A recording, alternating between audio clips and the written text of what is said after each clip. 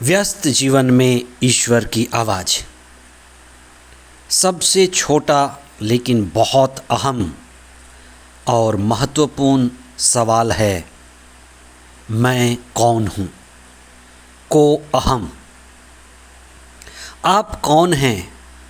आप तब तक स्वयं को नहीं जान सकते जब तक ये नहीं जानते कि मैं किसका हूँ।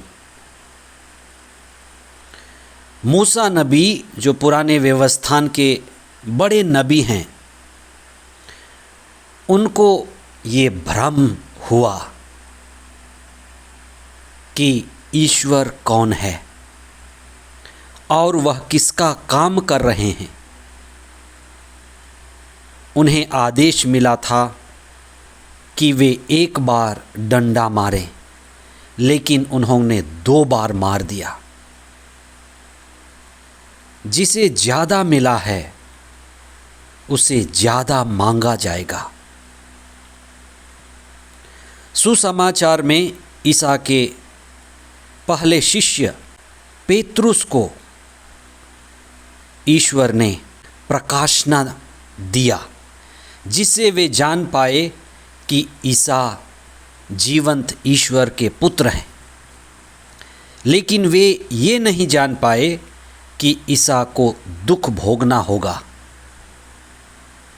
और उन्होंने दुख से भागने के लिए कहा, और प्रभु ईसा ने उनसे कहा, हट जा शैतान। आज हम इस पर चिंतन करें। 18वां सामान्य सप्ताह 7 अगस्त 2025 बृहस्पतिवार। पहला पाठ गणना ग्रंथ अध्याय 20 पद संख्याएं 1 से 13 तक, संतमती का सुसमाचार अध्याय 16 पद संख्याएं 13 से 23 तक।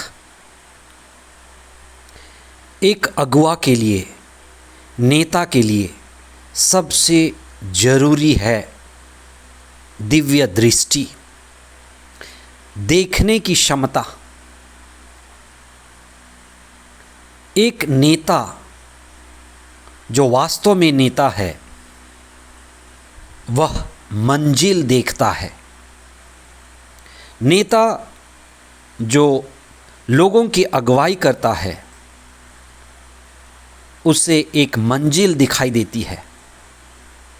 इसलिए मंजिल देख पाना, लक्ष्य को देख पाना, लक्ष्य पर निगाह लगाना, ये नेता की दूरदृष्टि है। मूसा को लोगों को प्रतिज्ञात देश ले जाना था, और इसी बीच में कई समस्याएं आईं और लोगों ने इसकी शिकायत की। प्रभु के कहने पर मूसा ने चट्टान पर डंडा मारा, क्योंकि प्रभु का आदेश था। लेकिन मूसा ने एक के बदले 2 बार मारा, और ईश्वर नाखुश हुआ। ईश्वर ने कहा, तुमने मेरे पवित्रता का सम्मान नहीं किया, मेरी पवित्रता को नष्ट किया। कई बार ईश्वर मूसा के साथ आमने सामने बातें करता था। कई बार विभिन्न रूपों में ईश्वर मूसा को अपने आप को प्रकट किया था। फिर भी मूसा के जीवन में संदेह आया, मूसा के मन में संदेह आया, और वही संदेह उसको प्रतिज्ञात देश में प्रवेश से रोक दिया। आज के सुसमाचार में पेतरुस, जो ईसा के प्रमुख शिष्य हैं, ईसा के ये पूछने पर कि मैं कौन हूँ, पेतरुस ने कहा कि आप जीवंत ईश्वर के पुत्र हैं। इस जवाब को सुनकर के ईसा ने उनसे कहा कि तुम धन्य हो, और ये बात किसी मनुष्य ने नहीं, लेकिन ईश्वर ने तुम पर प्रकट किया है। प्रभु ने पेतरुस से बहुत बड़ी बात कही कि प्रकट करने वाला ईश्वर है, और जिसे ईश्वर ने प्रकट किया है, ईसा ने उससे वादा किया कि वह पेतरुस को स्वर्ग राज की कुंजियां प्रदान करेंगे। स्वर्ग राज की कुंजियां, चाबियां, इसका मतलब क्या है? धर्मशास्त्र में स्वर्ग राज की चाबियां मतलब स्वर्ग राज के रहस्य, स्वर्ग राज के भेद पेतरुस को पता होगा। स्वर्ग राज नज़दीक है। स्वर्ग राज में हमें प्रवेश पाना है तो हमें स्वर्ग राज के रहस्य को, भेद को, गूढ़ रहस्य को समझना पड़ेगा।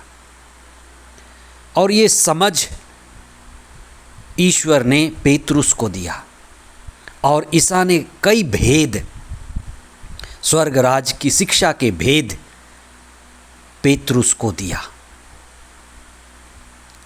पेतरुस में ऐसा क्या था कि पेतरुस पर पिता ईश्वर अपनी योजनाओं को प्रकट करता है? ईसा कौन है, इसकी समझ पेतरुस को दी गई। यह बात पेतरुस पर प्रकट की गई।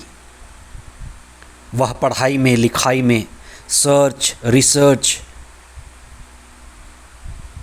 डिफेंस के द्वारा नहीं मिला, लेकिन प्रकाशना, प्रकट किया गया। ईसा कई बार कह चुके थे कि प्रकाशना उसको दिया जाता है जो बच्चों के स्वभाव का है, अहंकार रहित है, विनम्र है, निर्मल हृदय वाला है।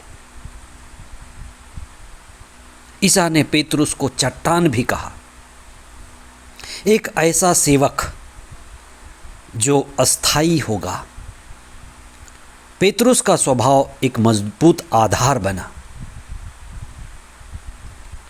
पेतरुस का जीवन और स्वभाव एक सतत और शाश्वत आधार बना। ईसा ने पेतरुस से कहा कि तुम धन्य हो, ईश्वर ने तुम पर बड़ा रहस्य प्रकट किया है। पेतरुस ईश्वर के राजदूत बने। वहीं जब ये बात आई कि ईसा को क्रूस उठाना होगा, मारा जाना होगा और वे तीसरे दिन जी उठेंगे, तो पेतरुस इस रहस्य को समझ नहीं पाए थे।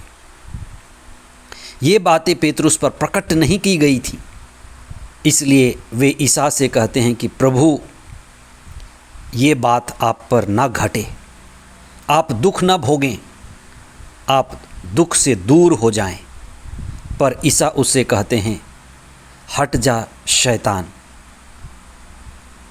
तुम मनुष्यों की बातें सोचते हो और स्वर्ग के राज्य के रहस्य से, भेद से, ईश्वर की बातों के गूढ़ रहस्य को तुम समझ नहीं पाते। हमें ईश्वर के पास बैठना है, ईश्वर की संगति में होना है, अपने आप को उस लायक बनाना है कि प्रभु हम पर अपनी योजना, अपनी प्रज्ञा, अपनी आत्मा की शक्ति और सामर्थ्य प्रकट करें। हम विश्वास में बढ़ने के लिए प्रार्थना करें कि प्रभु के वचन के द्वारा, प्रार्थना के द्वारा हम विश्वास में बढ़ें। हम इसलिए भी प्रार्थना करें कि हमें दिव्य दृष्टि मिले, कि हम ये देख सकें कि हमें कहाँ जाना है, कहाँ पहुँचना है और किस तरह से हम ईश्वर के हाथों में सुरक्षित हैं। आमीन।